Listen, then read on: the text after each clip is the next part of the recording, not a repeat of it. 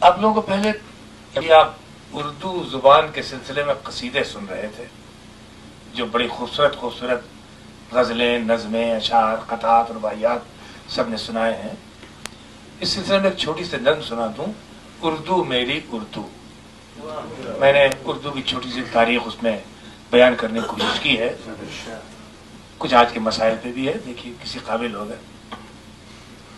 عرض کیا ہے کہ ہند و پاکستان دونوں جلوہ گاہے علم و فن، جن کی پیشانی پہ رقصاں فکر و دانش کی کرن، چشتیو گوتم کا مسکن، رام و نانک کا وطن، مختلف قوموں کا اور نسلوں کا یہ رنگی چمن، اور اس چمن کا ایک گلے شاداب ہے اردو زبان.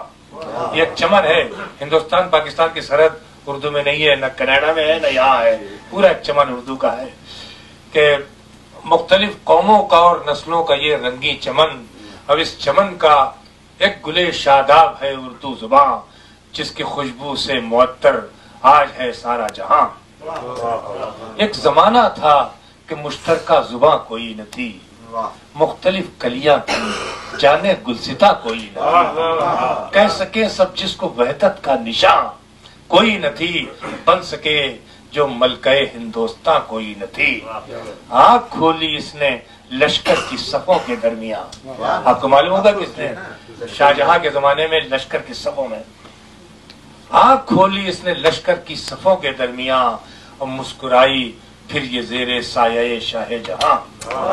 من ملاحظہ کریں، اس کی بازی گاہ طفلی بزم دلی کی فضا، اس کی بازی گاہ طفلی بزم دلی کی فضا، اور محفل عرض دکن نے بخشے آداب حیا، اور لکھنؤ میں اس نے سیکھے اشو ناز و ادا، اور وادی پنجاب کا ہر باغ پن اس کو ملا، برج بھاشا کی چہیتی ملکہ عالم بنی، گل بنی، بوٹا بنی، شولا بنی، شبنم بنی.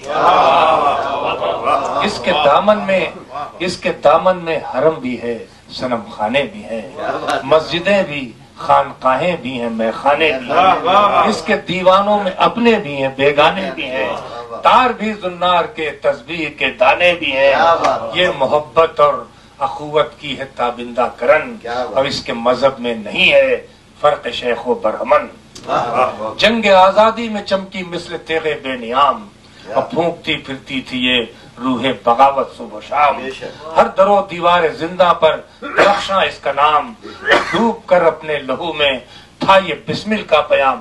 رام پرساد بسمل اردو کا صاحب دیوان، شاعر اور شہید آزادی، اور اس کا شعر آپ سب کو یاد ہوگا کہ ہر در و دیوار زندہ پر درخشاں اس کا نام، ڈوب کر اپنے لہو میں تھا یہ بسمل کا پیام. سرفروشی کی تمنا پھر ہمارے دل میں ہے، اور دیکھنا ہے زور کتنا بازو اختیار. بسمل و سرشار اور چکبست محسن اس کے ہیں. رام پرساد بسمل، رتن ناتھ سرشار، برج نارائن چکبست، سب ہندو. پہلے مصروں میں ہندوؤں کے نام ہے، دوسرے مسلمانوں. بسمل و سرشار اور چکبست محسن اس کے ہیں، مصطفی آزاد اور اقبال ضامن اس کے ہیں، پریم چند اور سپرو موضوع معاون اس کے ہیں، میر و سودا ذوق و غالب اور مومن اس کے ہیں، میر و سودا ذوق و غالب اور مومن اس کے ہیں.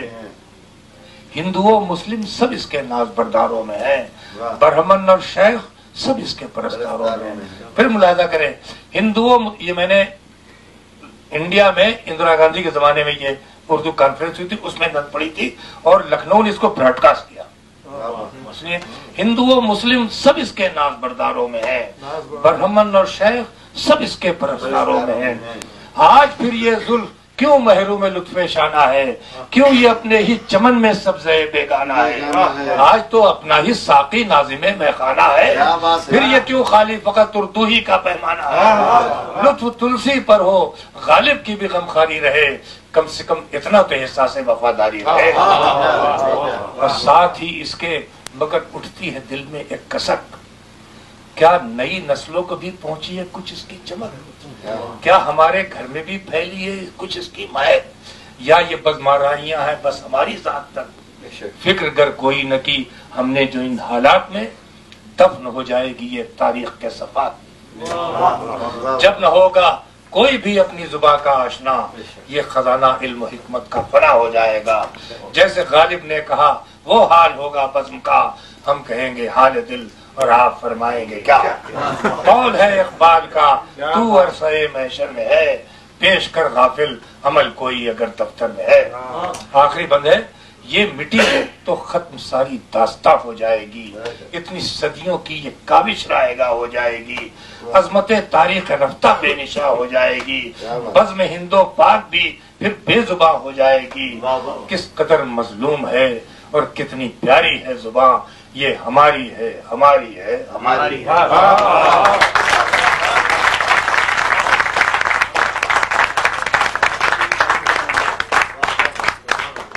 یہ تو بھائی ذرا سنجیدہ تھا، ہمارا سنجیدہ آپ لوگ بہت